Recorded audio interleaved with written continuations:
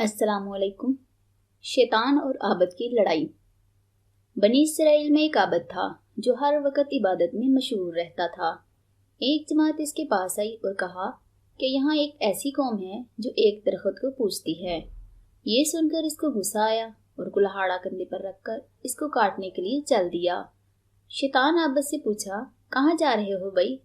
اس نے کہا، فلاں درخت کاٹنے جا رہا ہوں۔ شیطان نے کہا، تمہیں اس درخت سے کیا واسطہ؟ تم اپنی عبادت میں مشغول رہو۔ تم نے اپنی عبادت کو ایک محمل کام کے لیے چھوڑ دیا۔ عابد نے کہا، یہ بھی ایک عبادت ہے۔ شیطان نے کہا کہ میں نہیں کاٹنے دوں گا۔ دونوں میں مقابلہ ہوا اور عابد اس کے سینے پر چڑھ گیا۔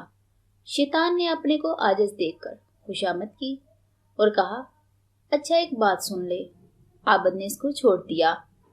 شیطان نے کہا کہ اللہ نے تجھ پر اس کو فرض تو نہیں کیا، تیرا اس سے کوئی نقصان نہیں، تو اس کی پرستش نہیں کرتا۔ اللہ کے بہت سے نبی ہیں، اگر وہ چاہتا تو کسی نبی کے ذریعے اسے کٹوا دیتا۔ عابد نے کہا، میں ضرور کاٹوں گا۔ پھر مقابلہ ہوا۔ وہ عابد پھر اس کے سینے پر چڑھ گیا۔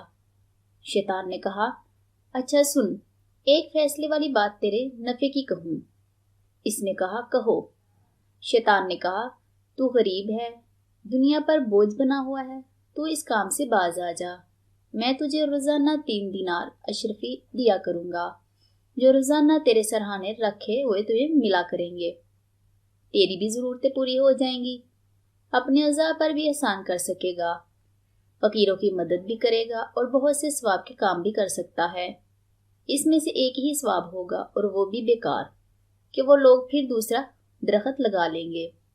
عابد کی سمجھ میں آ گیا۔ اس نے کہا، ٹھیک ہے، مجھے یہ بات قبول ہے۔ 2 دن تو وہ ملے، تیسرے دن نہ ملے۔ عابد کو غصہ آیا اور کلہاڑی لے کر چل پڑا۔ راستے میں وہ بوڑھا ملا، پوچھا، کہاں جا رہے ہیں؟ عابد نے کہا، بتایا کہ اسی درخت کو کاٹنے جا رہا ہوں۔ بوڑھے نے کہا، تو اس کو نہیں کاٹ سکتا۔ دونوں میں جھگڑا ہوا اور وہ بوڑھا غالب آ گیا اور عابد کے سینے پر چڑھ گیا۔ عابد کو بڑا تعجب ہوا، اس سے پوچھا کہ یہ کیا بات ہے کہ تو اس مرتبہ غالب آ گیا؟